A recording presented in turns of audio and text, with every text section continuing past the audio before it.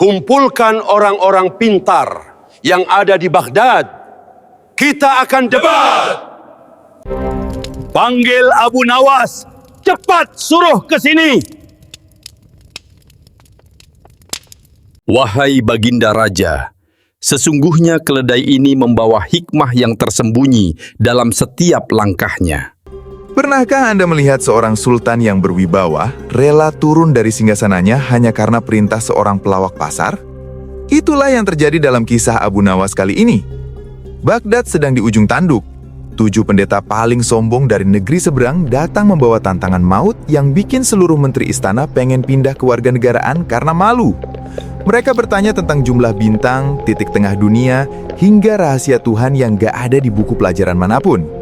Sultan Harun al-Rashid hampir putus asa, sampai akhirnya Abu Nawas muncul dengan gaya paling ajaib. Naik keledai menghadap ke belakang sambil bawa kitab kosong.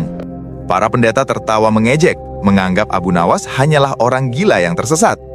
Namun mereka tidak sadar bahwa di balik kegilaan itu, Abu Nawas sudah menyiapkan jebakan logika yang akan membuat mereka merasa lebih bodoh dari seekor keledai. Bagaimana cara Abu Nawas memenangkan debat 1 triliun ini hanya dengan modal sebuah tongkat kayu dan bau mulut keledainya? Dan apa jawaban cerdasnya saat ditanya, apa yang sedang dilakukan Tuhan saat ini yang bikin 7 pendeta itu langsung lemas tak berdaya? Inilah kisah Abu Nawas yang penuh tawa, namun syarat akan hikmah mendalam. Pastikan Anda menonton hingga detik terakhir, karena ada pelajaran mahal tentang bagaimana cara membungkam orang sombong dengan cara yang paling elegan. Assalamualaikum warahmatullahi wabarakatuh. Selamat datang di Cerita Bijak Abu Nawas, tempat berkumpulnya kisah-kisah penuh hikmah, kecerdikan, dan pelajaran hidup yang menyentuh hati. Mohon dukungannya untuk subscribe, like, dan komen, serta nyalakan loncengnya. Tolong tulis sholawat di kolom komentar agar kita semua mendapatkan syafaat di hari akhir. Saya doakan bagi setiap tangan yang menekan tombol subscribe hari ini, semoga Allah mudahkan segala urusannya, diluaskan pintu rizkinya, dan diberikan keberkahan dalam setiap langkahnya. Amin ya robbal alamin. Pagi itu di Baghdad, matahari baru saja muncul dengan malu-malu, tapi suhu politik di pasar sudah mendidih. Bukan karena harga cabai naik, tapi gara-gara gerbang kota dihantam suara trompet yang bunyinya lebih mirip suara gajah lagi sakit gigi. Tet. Woi, siapa tuh? Mau kondangan apa mau demo? Teriak Bang Jabar, pemilik warung kopi yang hampir menjatuhkan gelasnya. Muncullah 7 ekor unta yang ukurannya nggak masuk akal, gedenya sudah kayak bus pariwisata.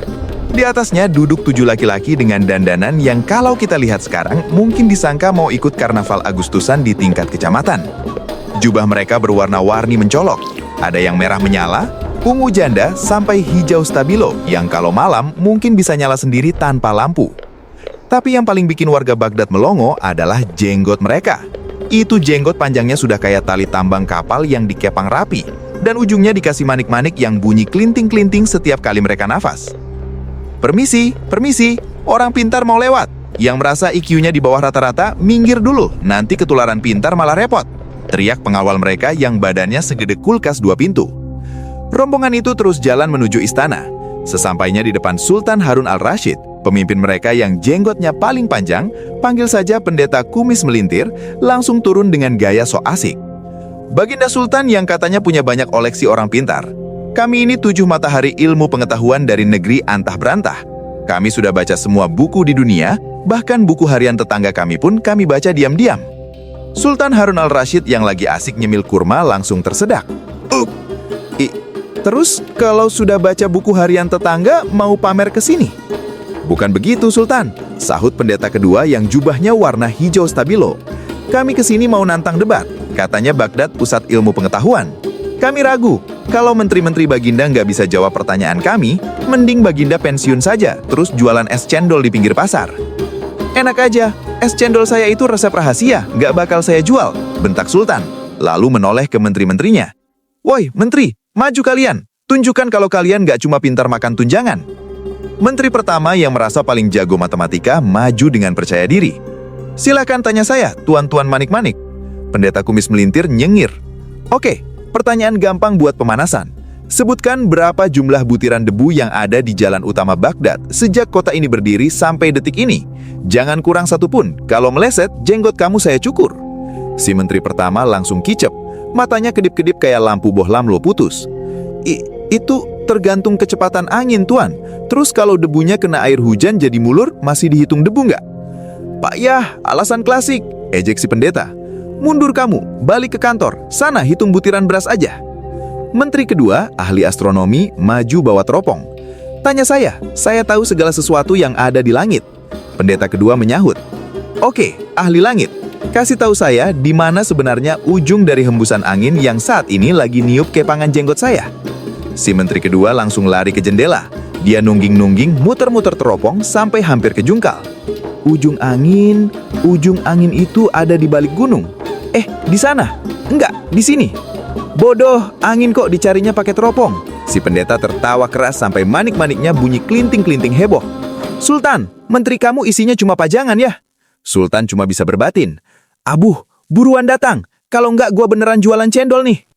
Suasana aula istana yang tadinya tegang kayak senar gitar mau putus, mendadak berubah jadi panggung komedi putar. Di ambang pintu besar yang dilapisi emas itu, muncullah sosok yang ditunggu-tunggu. Bukannya gagah naik kuda putih, Abu Nawas malah datang naik si gembul, keledai abu-abunya yang mukanya kelihatan lebih pasrah daripada mahasiswa telat bayar UKT. Tapi yang bikin seisi ruangan melongo bukan cuma keledainya, melainkan posisi duduk Abu Nawas. Dia duduk menghadap ke belakang, alias pantat si gembul jadi pemandangan utamanya, sementara punggungnya menghadap ke arah Sultan. Di tangannya, dia mendekap sebuah kitab raksasa yang sampulnya kelihatan sangat meyakinkan, padahal isinya seputih kertas tisu baru beli. Permisi, punten, paket kecerdasan super kilat sudah sampai. Mohon tanda tangannya di sini ya. Teriak Abu Nawas tanpa rasa berdosa sedikit pun. Sultan Harun al-Rasyid yang tadinya sudah siap-siap mau pasang muka wibawa, langsung lemas. Beliau menutup muka dengan kedua tangannya. Aduh, Abu, gue suruh lu nyelamatin muka Baghdad, kenapa lu malah bikin gue pengen pindah ke planet lain? Gumam Sultan pelan. Melihat pemandangan ajaib itu, pendeta kumis melintir langsung ketawa sampai manik-manik di jenggotnya bunyi klinting-klinting heboh. Hahaha, Sultan, ini beneran jagoan lu. Ini mah bukan ilmuwan, ini pasien kabur dari rumah sakit jiwa. Lihat tuh, masa naik keledai aja kebalik. Pendeta kedua yang jubahnya hijau stabilo ikutan menyahut sambil kipas-kipas hidung. Aduh, ini bau keledai apa bau kaos kaki nggak dicuci sebulan sih? Bener-bener penghinaan bagi kaum intelektual. Abu Nawas pelan-pelan turun dari si gembul. Bukannya minta maaf, dia malah benerin sorbannya yang miring dengan gaya sangat elegan.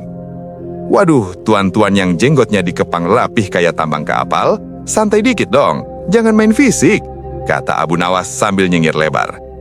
Jangan banyak cincong, bentak pendeta kumis melintir.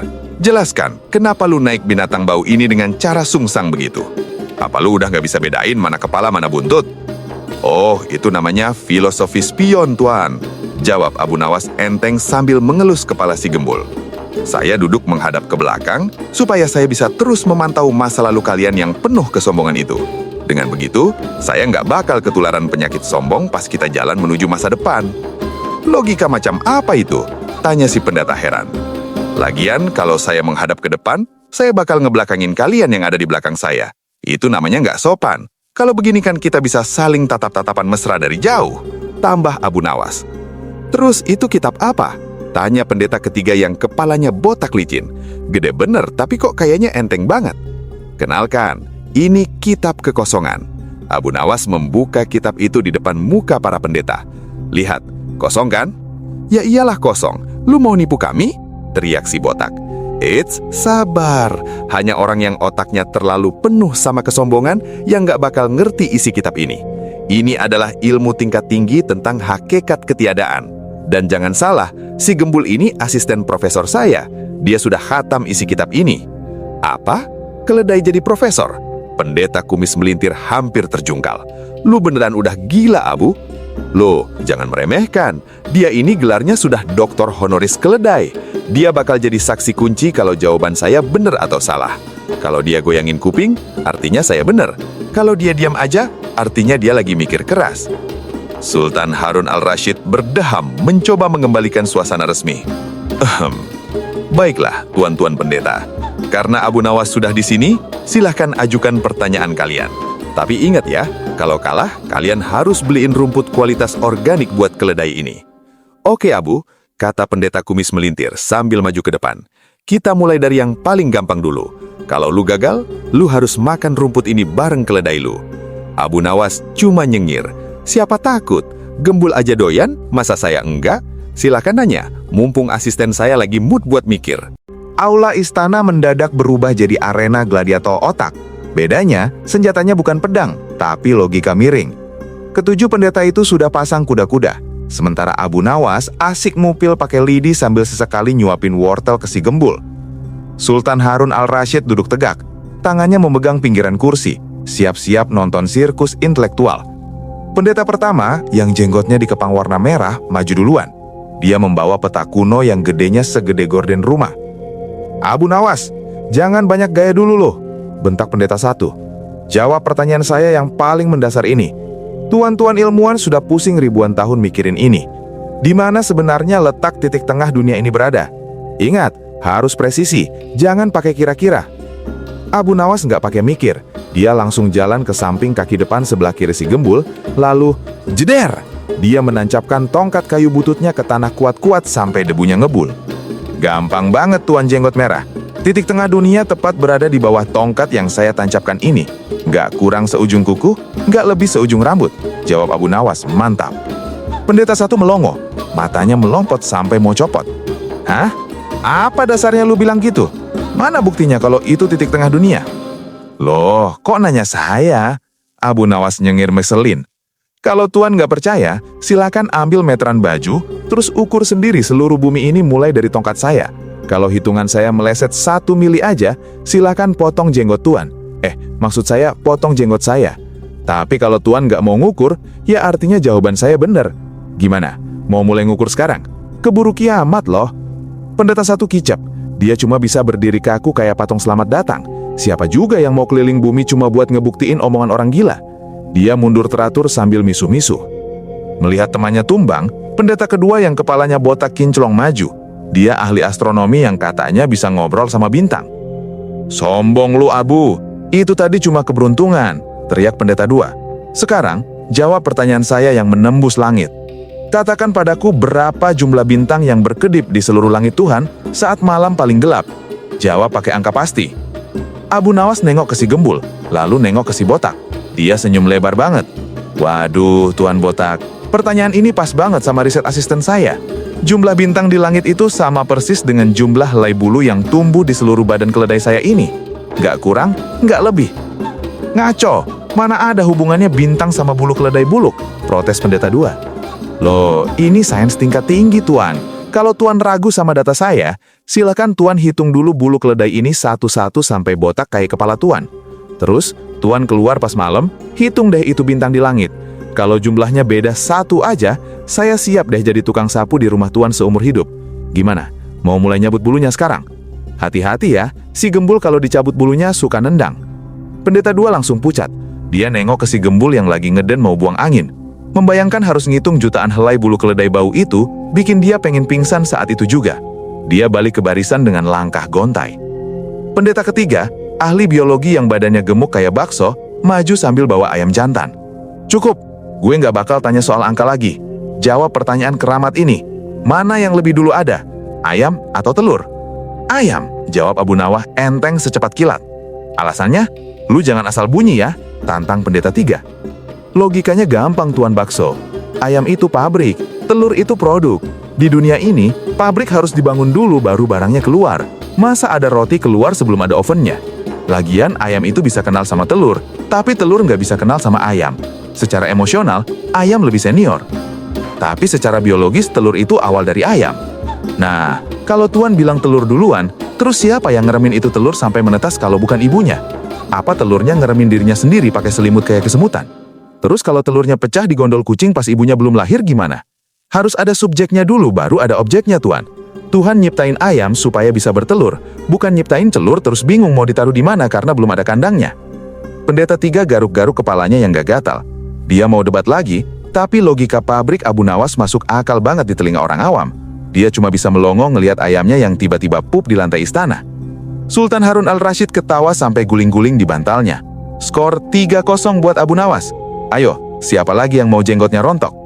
Suasana aula istana sekarang udah mirip stadion bola pas lagi adu penalti di menit terakhir. 6 pendeta sebelumnya udah tumbang dengan sukses. Ada yang kicep soal titik tengah dunia, ada yang pening ngitung bulu keledai, sampai ada yang meriang mikirin urusan ayam dan telur. Sekarang sisa satu bos besar, jagoan pamingkas mereka, Pendeta Agung Alogika. Pendeta ini penampilannya paling sangar. Rambutnya putih semua, jenggotnya panjang sampai ke pinggang dan dikepang pakai manik-manik berlian yang kalau kena lampu istana bikin silau mata. Dia maju ke depan dengan langkah lambat yang dibuat-buat dramatis. Tak, tak, tak. Abu Nawas, suara si pendeta agung berat banget, kayak suara guntur di kejauhan. 6 kawan saya kalah karena mereka nanya soal benda yang kelihatan. Tapi saya akan nanya soal hakikat. Jawab dengan jujur, atau Baghdad akan saya anggap sebagai kota para pembual. Abu Nawas yang lagi asyik ngebersihin sela-sela gigi si gembul pakai lidi langsung berdiri tegak. Waduh, si bos sudah turun gunung nih. Gayanya udah kayak mau bagi-bagi sembako. Silakan Tuan Jenggot Berlian, mau nanya apa? Soal cicilan hidup atau soal rahasia ilahi? Pendeta agung itu menarik napas panjang, matanya menatap tajam ke arah Abu Nawas. Katakan padaku, wahai orang sombong, apa yang sedang dilakukan Tuhan semesta alam tepat pada detik ini juga? Kalau kamu memang berilmu, kamu pasti tahu kesibukan penciptamu. Dek, seluruh aula langsung hening. Ini pertanyaan maut. Salah jawab dikit bisa dianggap menghina agama. Sultan Harun al-Rashid sampai gemetar, mukanya pucat kayak kertas HVS. Waduh, Abu, jangan asal nyeloteh. Ini urusan nyawa, bukan urusan kuah soto, bisik Sultan dengan suara bergetar. Abu Nawas terdiam sebentar. Dia melihat ke arah si gembul, lalu melihat ke arah pendeta agung. Senyum nakalnya muncul pelan-pelan. Tuan pendeta, pertanyaan Tuan ini tinggi banget. Saking tingginya, nggak sopan kalau saya jawab dari bawah sini, sementara Tuan juga berdiri sejajar dengan saya, kata Abu Nawas dengan nada serius yang dibuat-buat. Maksudmu apa? Jangan mau lari dari pertanyaan, bentak si pendeta. Bukan mau lari, Tuan. Ini soal etika debat tingkat dewa, sahut Abu Nawas kalem. Aturan mainnya, orang yang bertanya tentang hal setinggi itu harus duduk di tempat yang tinggi, dan orang yang menjawab harus ada di tempat yang rendah. Itu namanya estetika ilmu. Jadi kalau Tuan beneran pengen tahu kesibukan Tuhan, Tuan harus naik ke atas singgasana Sultan yang megah itu, dan Sultan harus turun ke bawah sini bareng saya. Sultan Harun al-Rashid langsung tangkap. Oke, demi martabat Baghdad, gue turun. Sultan langsung lari turun dari singgasananya secepat kilat. Si pendeta agung dengan gaya angkuhnya yang minta ampun naik ke atas kursi emas Sultan yang tinggi dan empuk itu. Dia duduk di sana sambil membusungkan dada, merasa sudah menang telak. Nah, sekarang saya sudah di atas. Kursinya empuk juga ya, teriak si pendeta dari atas singgasana. Sekarang cepat jawab, Abu Nawas, apa yang sedang dilakukan Tuhan detik ini juga? Jawabannya adalah, detik ini juga Tuhan sedang menurunkan orang yang sombong seperti Tuan dari kedudukannya yang merasa tinggi untuk dijadikan contoh kebodohan, dan sedang menaikkan orang kecil seperti saya untuk memberikan pelajaran kepada Tuan. Semua orang melongo sebentar, lalu boom! Aula meledak dengan teriakan takbir dan tawa. Allahu Akbar! Bener banget! Teriak Sultan Harun al-Rashid sambil loncat-loncat. Barusan gue disuruh turun dan dia naik. Itu kan kehendak Tuhan yang terjadi real time di depan mata kita semua. Loh, Tuan Pendeta kok diem? Ledek Abu Nawas sambil nyengir lebar. Tadi kan Tuan nanya apa yang Tuhan lakuin. Yaitu, Tuhan lagi ngerjain Tuan lewat instruksi saya. Di mana? Mau nanya apa yang bakal Tuhan lakuin semenit lagi? Mungkin dia bakal bikin Tuan lari tunggang langgang karena malu. Pendeta agung itu langsung lemes di atas kursi emas Sultan. Mukanya yang tadi putih jadi merah padam, terus jadi biru karena malu luar biasa. Dia sadar dia sudah masuk ke lubang jebakan Abu Nawas yang paling dalam. Dia disuruh naik bukan buat dihormati, tapi cuma buat dijadiin alat peraga jawaban Abu Nawas. Sialan, gue dikerjain habis-habisan, gumam si pendeta sambil turun dari singgasana dengan langkah gemetar. Dia menghampiri Abu Nawas lalu nunduk dalam-dalam. Kami mengaku kalah. Kamu bukan cuma pintar mutar lidah Abu Nawas, tapi otakmu memang punya jalur alternatif yang gak terpikirkan oleh kami. Sultan Harun al-Rashid langsung meluk Abu Nawas. Abu, lu bener-bener gokil. Baghdad aman. Pengawal, siapkan pesta kambing guling dan kasih si Gembul rumput paling mahal di pasar. Aula istana yang tadinya tegang kayak ujian skripsi mendadak berubah jadi panggung festival rakyat. Suara tawa Sultan Harun al-Rashid menggelegar sampai burung-burung di taman istana pada mabuk udara. Sultan beneran guling-guling di atas karpet sutranya, gak peduli lagi sama mahkota emasnya yang miring ke kiri. Sementara itu, ketujuh pendeta itu duduk lemas di pojokan. Jenggot mereka yang tadi dikepang rapi pakai manik-manik mahal, sekarang layu, kuyu, dan menyedihkan. Mirip banget kayak kangkung sisa kemarin yang lupa dipanasin. Gila, bener-bener gila lu Abu, seru Sultan sambil berusaha duduk tegak dan ngelap air mata saking senangnya. Gue nggak nyangka, si jenglot naga itu mau-mauan naik ke kursi gue cuma buat dikerjain. Ya, namanya juga orang sombong Baginda, sahut Abu Nawas santai sambil ngelus-ngelus telinga si Gembul. Orang kalau udah ngerasa paling pinter, dikasih umpan dikit langsung nyamber tanpa mikir kalau itu jebakan Batman. Pendeta Agung Alogika maju pelan-pelan, mukanya merah padam. Abu Nawas, kami nyerah. Ternyata benar kata pepatah, di atas langit masih ada Abu Nawas. Eits, di atas langit ada AC alam semesta Tuan Pendeta, canda Abu Nawas. Makanya, jangan suka nanya yang aneh-aneh kalau nggak siap sama jawaban yang lebih aneh. Sesuai janji, kata si pendeta sambil nyerahin peti kecil berisi permata. Ini hadiah yang kami bawa dari negeri kami. Sekarang, hadiah ini jadi milik Mi. Kami bakal pulang dan bakal cerita kalau di Baghdad ada orang gila yang otaknya lebih tajam dari pedang. Sultan Harun al-Rashid langsung manggil bendahara istana. Woi bendahara, sini lu, bawa kantong emas paling gede buat Abu Nawas. Jangan dikurangi sedetik pun, sedinar pun. Siap, Baginda. Bendahara datang bawa kantong emas yang beratnya hampir bikin dia keberatan langkah. Kling, klung, bunyinya merdu banget di telinga Abu Nawas. Ini buat saya semua, Baginda? Tanya Abu Nawas, matanya berbinar kayak lampu neon.